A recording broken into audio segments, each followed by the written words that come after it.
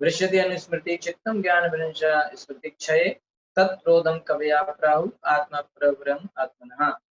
वृष्यति माने विनष्ट हो जाती है, अनुस्मृति निरंतर चिंतन, चित्तम चेतना, ज्ञान विनशा वास्तविक ज्ञान से विरहित, स्मृति क्षय स्मृति के विनाश से, तत्रोधम स्मृति का अवरुद्ध होना, कवया बड़े बड़े पंडितों ने प्राहु विचार व्यक्त किया, आत्मा का अप्रवरवहम विनाश, आत्मना आत्मा का। जब मनुष्य अपनी चेतना से इधर उधर हटता है तो वह ना तो अपनी पूर्व स्थिति को स्मरण रख पाता है और ना अपनी वर्तमान स्थिति को पहचान पाता है। स्मरण शक्ति के नष्ट हो जाने पर जितना भी ज्ञान अर्जित किया जाता है वह एक झूठी आधारशिला पर टिका रहता है। जब ऐसी घटना घटती है तो पंडित जन कहते हैं कि आत्मा का विनाश हो गया। ठीक है, तो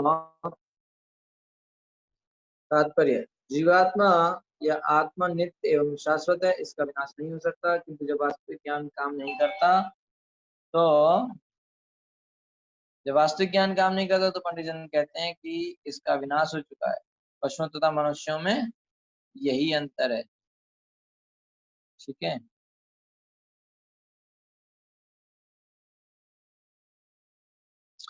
अल्पज्ञ दार्शनिकों के अनुसार पशुओं में आत्मा नहीं होती, किंतु वास्तविकता तो यह है कि पशुओं में आत्मा होती है।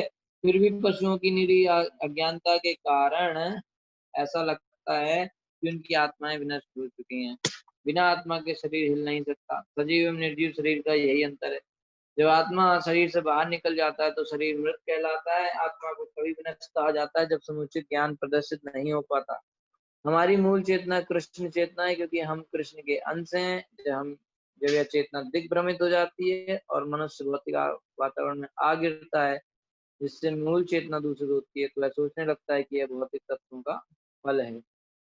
इस प्रकार वह भगवान के अंश रूप में अपनी स्थिति को उस प्रकार भूल जाता है जिस प्रकार सोते हुए समय मनुष्य अपने आप को भूल जाता है। इस प्रकार मूल चेतना के कार्यकलापों के अवरुद्ध होने से विनष्ट आत्मा के सारे कार्यकलाप मिथ्या आधार पर संपन्न होते हैं।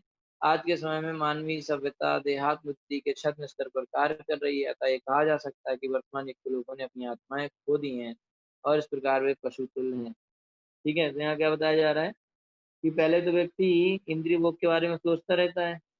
पिछले इसमें बताया इंद्रिय भोग के बारे में सोचता रहेगा तो उसका मन विचलित होगा। मन विचलित होने से उसकी बुद्धि का नाश होगा।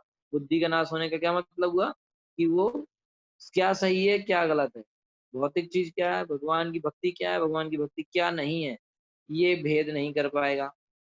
फिर क्या हो जाएगा, उसकी मेमोरी लॉस हो जाएगी, माने कि उसको जो भ्रश्यति अनुस्मृति चित्तम, माने जो याददाश्त है, याद रखने की जो क्षमता है ना, वो खत्म हो जाएगी। तो जब याद रखने की क्षमता खत्म हो जाएगी तो क्या होगा, नॉलेज, उसका ज्ञान खत्म हो जाएगा, है ना, ज्ञान भ्रंशा।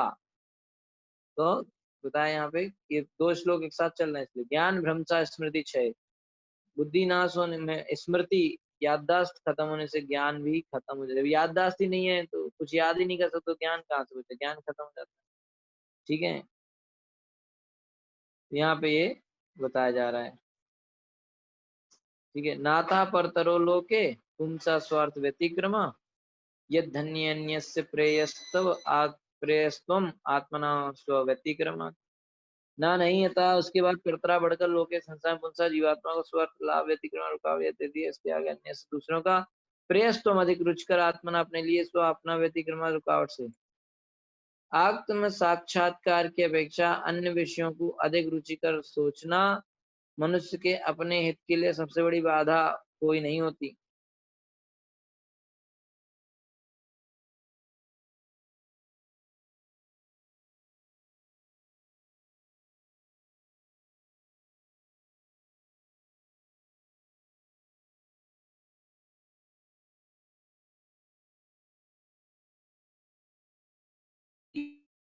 तो ये जो चीज हमारा मन का विचार है ना, बहुत इंपॉर्टेंट बात है, ये समझ लेना चाहिए बहुत अच्छे से। कई लोग इसी में फंस जाते हैं,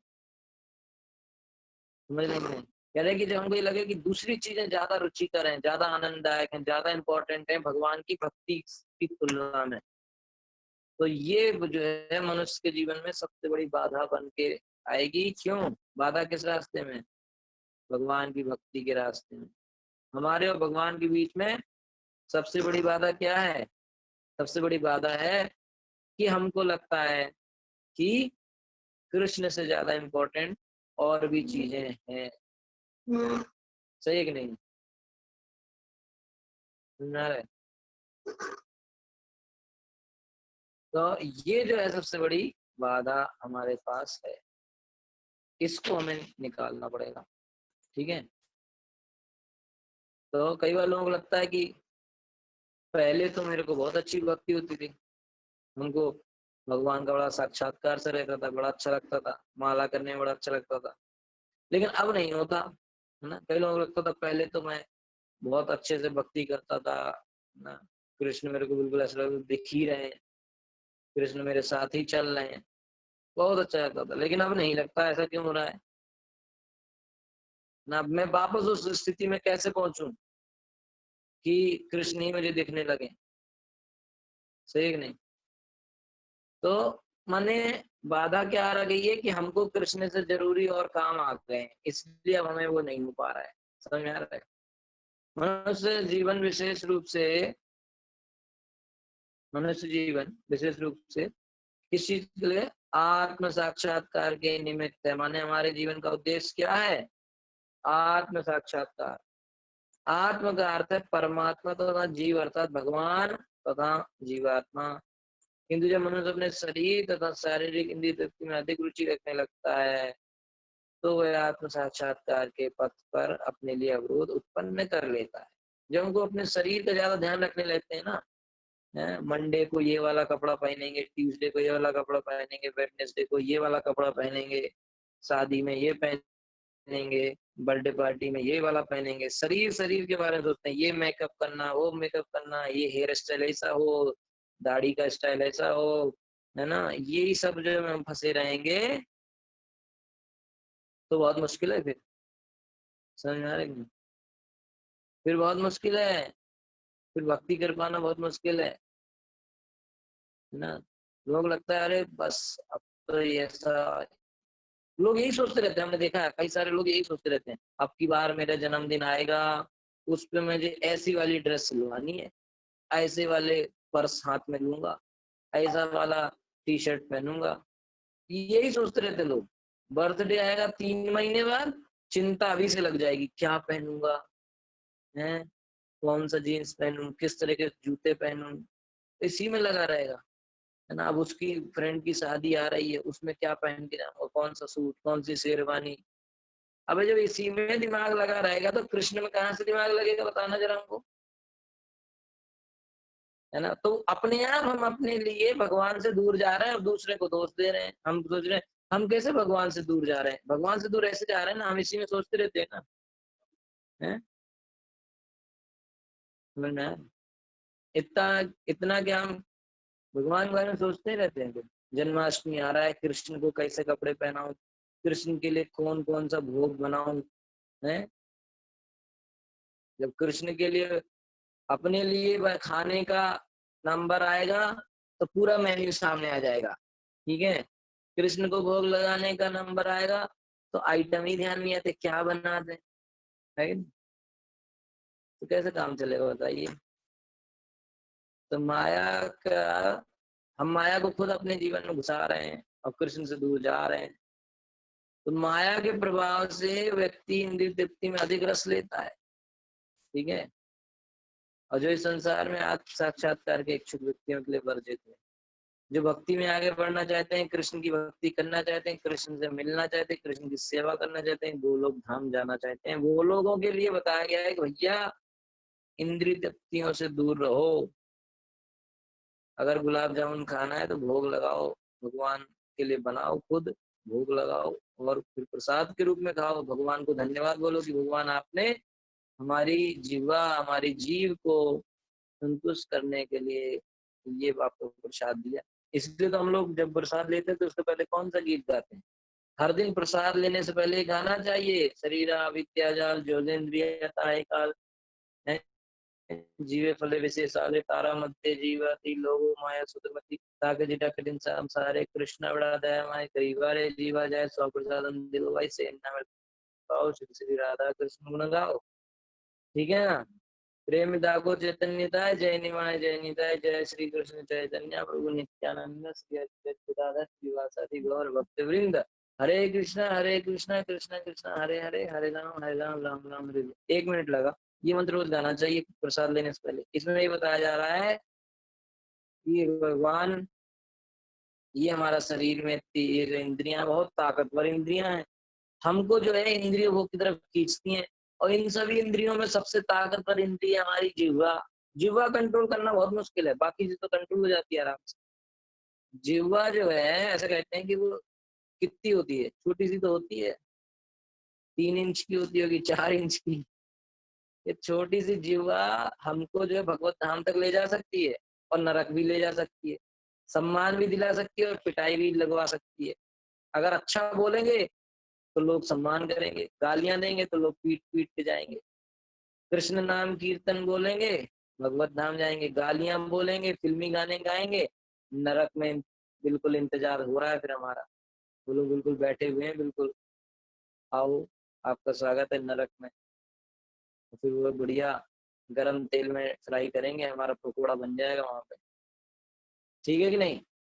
इसलिए बता रहे कि जीव बहुत पावरफुल है। और हे कृष्ण, आपने हम पर अपनी दया कर दी और हमारी इस जीव के लिए आपने अपना महाप्रसाद दे दिया कि हमारी जीव संतुष्ट हो जाए, है ना। नहीं तो जीव लपलपाती रहती है, क्या खा लें, है ना।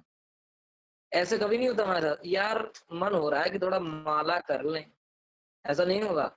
पर ऐसा जरूर होता है, अरे अच्छी बारिश हो रही है, लग रहा है कुछ गरम गरम पालक के पकोड़े मिल जाते। ऐसे लगता है कि नहीं लगता है कि नहीं? लेकिन ऐसा नहीं लगता अरे कितना बढ़िया मौसम हो रहा है, चलो थोड़ा माला कर ले भगवान की, ऐसा नहीं लगता। इसका मतलब माया में है, समझ आ रहा है? तो भगवान आपने हमको अपना प्रसाद दिया हमारी जीवा को संतुष्ट करने के लिए, आपको बहुत बहुत धन्यवाद। ना 100 प्रसाद अन्य दिलो भाई। हे कृष्ण, आपने अपना प्रसाद हमको दे दिया, आपको बहुत बहुत धन्यवाद। प्रेमी दाको चैतन्य, और प्रेम से क्या बोलना है? चैतन्य नित्यानंदा, प्रेम से चिल्लाना है ना। श्री श्री राधा कृष्ण गुण गाओ ना। श्री श्री राधा कृष्ण, प्रेम से भगवान का प्रसाद लो और राधा कृष्ण की गुण गाओ। ये है हमारा। तो एवरीडे, हर दिन हम लोग प्रसाद लेने से पहले प्रार्थना करनी चाहिए। जिसको नहीं पता है मुझे मैसेज करो, मैं भेज दूंगा। ठीक है कि नहीं? तो इंद्रिय तृप्ति में रस ना लेकर, जो व्यक्ति इंद्रिय तृप्ति में खूब मजे लेता है ना, अरे बहुत बढ़िया है ना, ठेले पे जाके खा रहा है बढ़िया छोले कुलचे, तो वो लोग कभी भक्ति में आगे नहीं बढ़ सकते, है ना। बाहर से खरीद रहे हैं आइसक्रीम बढ़िया, बिना भूख लगा के खा रहे हैं, है ना, प्याज लहसुन वाले पराठे खा रहे हैं, है ना, तो सब फंसेंगे। तो जो साक्षात्कार, जो कृष्ण से मिलना चाहते हैं, उन लोगों के लिए सब इंद्रिय तृप्ति मना है। इस नियम के विपरीत जो भी किया जाएगा वो निश्चित ही उसके हित के विरुद्ध होगा, जो भी इनके खिलाफ जाएगा। इसलिए इंद्रिय तृप्ति में रस न लेकर मनुष्य को परमात्मा की इंद्रियों को तुष्ट करने में अपने कार्यकलापों को मोड़ना चाहिए। क्या करना चाहिए? भगवान की इंद्रियों की तृप्ति के लिए, है ना। इसलिए जब भोग बनाते हैं तो भगवान की प्रसन्नता के लिए बनाते हैं ना हम लोग। तो भगवान प्रसन्नता के लिए बनाते हैं, इसलिए तो उसमें प्याज लहसुन नहीं डालते, इसलिए तो चाय कॉफी नहीं डालते। क्यों? भगवान को पसंद नहीं तो क्यों डालेंगे, भगवान खाएंगे ही नहीं। हम वही खाएंगे भाई। हम जब किसी से प्रेम करते हैं तो वो जो खाता है वही तो खाते हैं, है ना। तो जो कृष्ण खाएंगे वही अपन खाएंगे। अब हम कह रहे हैं हम तो कृष्ण से प्रेम करते हैं, लेकिन कृष्ण को खिला रहे हैं खाली दूध और हम दबा रहे हैं आलू के पराठे तो कैसे चलेगा, है कि नहीं? तो जो भी इस नियम के विपरीत जाएगा उसको जो है भक्ति में आगे नहीं बढ़ पाएगा। सही है कि नहीं? अच्छा, ठीक है। एक श्लोक और कर लेते हैं, आज तो बीच में काफी डिस्टरबेंस हो गया, पहले तो पावर नहीं था यहाँ पे। ठीक है, फिर आवाज भी नहीं आ रही थी। तो ये 33वां श्लोक और कर लेते हैं तो एक सेक्शन पूरा हो जाएगा। सही है कि नहीं? अर्थेन्द्रियार्थ विध्यानम सर्वार्था बहुगुणाम वंचितो ज्ञान विज्ञान ज्ञाना विशति मुख्यताम। अर्थ धन इंद्रिय अर्थ, इंद्रियों की तुष्टि के लिए अभिध्यानम, निरंतर ध्यान करने, सर्व अर्थ, चार प्रकार की उपलब्धियां, पुरुषार्थ, विनाशकारी निर्णाम, मानव समाज की भ्रंशिता से रहित ज्ञान, ज्ञान विज्ञान भक्ति से ये निश्चय आविशति प्रवेश करता, मुख्यतः जड़ जीव। धन कमाने तथा इंद्रिय तृप्ति के लिए उसके उपयोग के विषय में निरंतर सोचते रहने से मानव समाज के प्रत्येक व्यक्ति का पुरुषार्थ विनष्ट होता है। ठीक है, हमेशा पैसा कमाने की सोचते रहो, इंद्रिय भोग की सोचते रहो, तो हमारा सब जब पुरुषार्थ नष्ट होता है। जब कोई ज्ञान तथा भक्ति से शून्य हो जाता है, वो वृक्षों तथा पत्थरों की सी जड़ी उनमें प्रवेश करता है। जब व्यक्ति को भक्ति का बिल्कुल भक्ति नहीं है, भक्ति शून्य हो गई है, ज्ञान खत्म हो गया है, तो फिर वो क्या बनेगा? पेड़ पौधा बन जाएगा या पत्थर बन जाएगा। तो ज्ञान का अर्थ है अपनी स्वाभाविक स्थिति को समझना कि मैं कृष्ण का दास हूँ। असली ज्ञान ये है। वो फिजिक्स, केमिस्ट्री, मैथमेटिक्स का ज्ञान ज्ञान नहीं है, वो तो माया है। असली ज्ञान है अपनी वास्तविक स्थिति को समझना कि मैं कृष्ण का दास हूँ। विज्ञान का अर्थ है जीवन में उस ज्ञान को व्यवहार में लाना। तो ज्ञान है कि मैं कृष्ण का दास हूँ, और विज्ञान है कि उसको प्रैक्टिस में लाओ, कृष्ण के दास जैसा व्यवहार करो।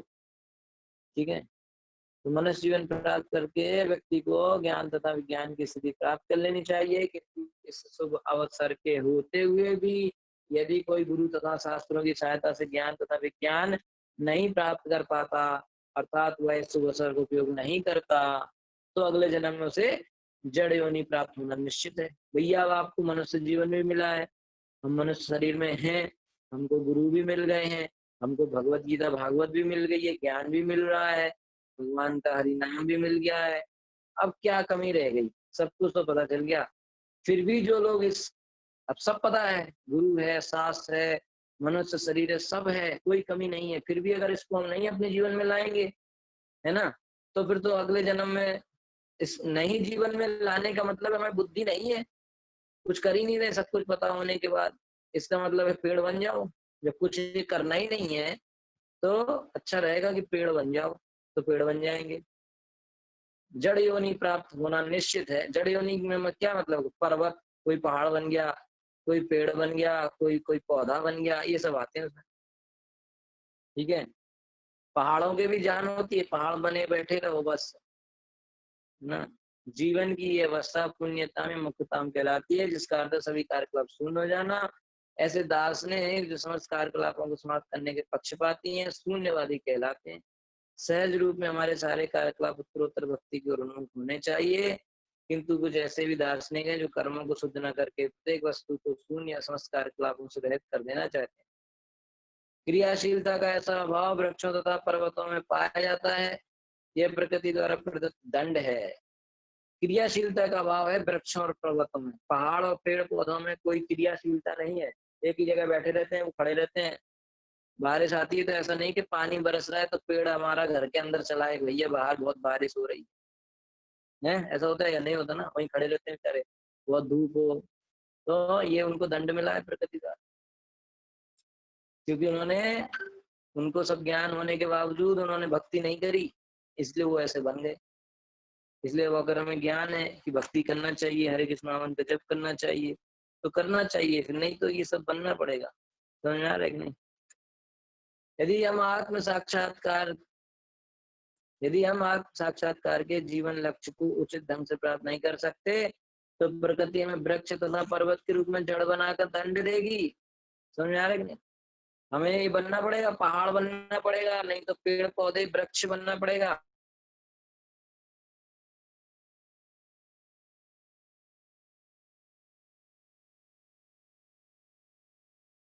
मिल गया फिर भी भक्ति नहीं कर रहे हैं, तो फिर इससे अच्छा है पेड़ पौधे बन जाओ, वही बना देगी प्रकृति हमको।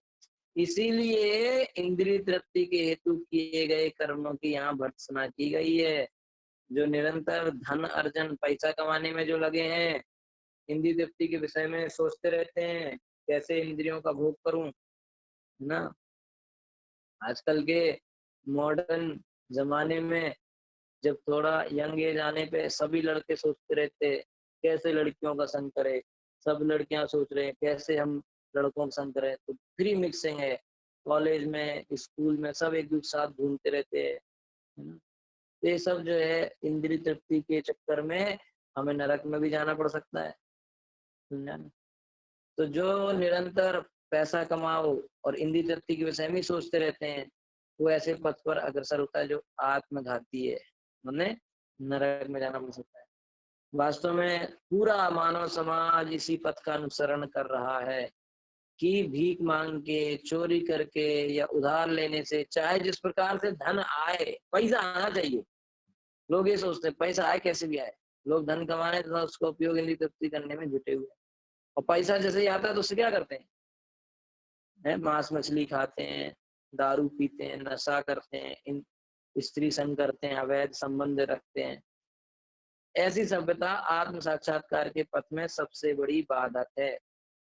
ठीक है, इस तरीके से सबसे बड़ा ऑब्स्टिकल, सबसे बड़ी बाधा हमारे भक्ति में क्या है कि हमारा मन जो है इंद्रिय भोग में लगा है, इंद्रिय भोग करना है। सबसे बड़े बाधा है कि हमारा मन बार बार इंद्रिय भोग की तरफ जाता है। हमारी इच्छाएं हैं कि हम अपनी इंद्रियों को संतुष्ट करें, ये हमारी इच्छाएं हैं। इस वजह से हम कृष्ण से बहुत दूर चले जाएंगे। फिर लोग पूछते हैं भैया हम कैसे कृष्ण से दूर जा रहे हैं, ऐसे जा रहे हैं कि हमारा मन हमेशा कृष्ण की अपनी इंद्रियों के भोग में है, कृष्ण की इंद्रियों के आनंद में नहीं है। तो कृष्ण की इंद्रियों को आनंद देने के लिए, जैसे मैंने हर इंद्रिय को कैसे कृष्ण की सेवा में लगाया आपको बताया, उस तरीके से कृष्ण की अपनी इंद्रियों को कृष्ण की सेवा में लगाएंगे तो जो है हम भक्ति में आगे बढ़ेंगे, कृष्ण के पास जाएंगे। सेवोन्मुखे जिह्वा दो, एक्चुअली में बिना कृष्ण की कृपा से हमें आगे नहीं बढ़ सकते। इसलिए जो है सबसे बढ़िया है कि कृष्ण, क्या बताया प्रभुपाद जी ने कि सेवोन्मुखे जिह्वा दो, जिह्वा जीव को कृष्ण की सेवा में लगा दो। ठीक है, जीव को जो है अतः अतः श्री कृष्ण नामादि ना भवेत ग्राम इंद्रिय।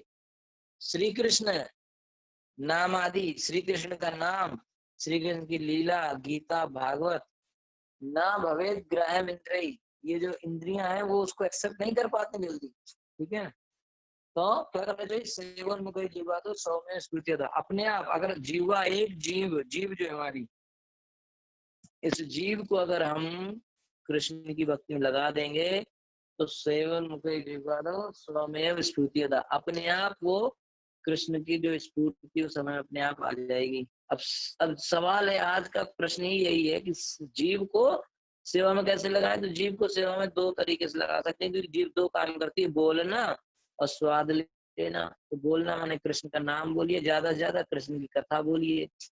तो बोलेंगे तो तभी जब सुनेंगे, क्योंकि आदमी जो सुनता है वो बोलता है। तो खूब कथा सुनिए, खूब कथा बोलिए, खूब कीर्तन सुनिए, खूब कीर्तन बोलिए, खूब हरि नाम सुनिए और खूब हरि नाम का जप करिए, खूब माला करिए, तो जीव कृष्ण की सेवा में लग गई। और दूसरा जीव का काम है स्वाद, तो सिर्फ कृष्ण प्रसाद लेना है। जिस व्यक्ति ने अपने जीवन में एक चीज, ये एक काम कर लिया कि जो खाए वो कृष्ण का प्रसाद ही हो, कृष्ण को भोग लगा के ही खाए स्पेशली, तो वो व्यक्ति बहुत स्पीड में, अगर उसने अपने जीवन में ये नियम पालन कर लिया कि अगर ये कृष्ण को भोग नहीं लगा है तो ये चीज मेरे जवान से नीचे नहीं उतरेगी, तो वो व्यक्ति बहुत स्पीड में आगे बढ़ सकता है भक्ति। कई लोग पूछते हैं हम एकदम से कैसे भक्ति में आगे बढ़े, फास्ट कैसे बढ़े, ऐसे लोग पूछते हैं। समय कम है, कैसे फास्ट भक्ति करें। फास्ट भक्ति करना ये, हमेशा जीव से नाम जप करते रहो, और जीव में जो चीज कृष्ण को भोग नहीं लगी वो तो जीव पे टच ही ना हो। ये अगर हमने कर लिया भैया तो जो है हम भक्ति में बहुत आगे बढ़ सकते हैं। ठीक है कि नहीं। हरे कृष्णा, बहुत बहुत धन्यवाद। श्रील प्रभुपाद की जय। किसी को भी प्रश्न है तो आप पूछ सकते हैं। 7:10 हो गए, आज थोड़ा इसलिए किया क्योंकि बीच में काफी डिस्टर्बेंस हो गया था। Hare Krishna, thank you so much. कोई प्रश्न है तो आप पूछ सकते हैं।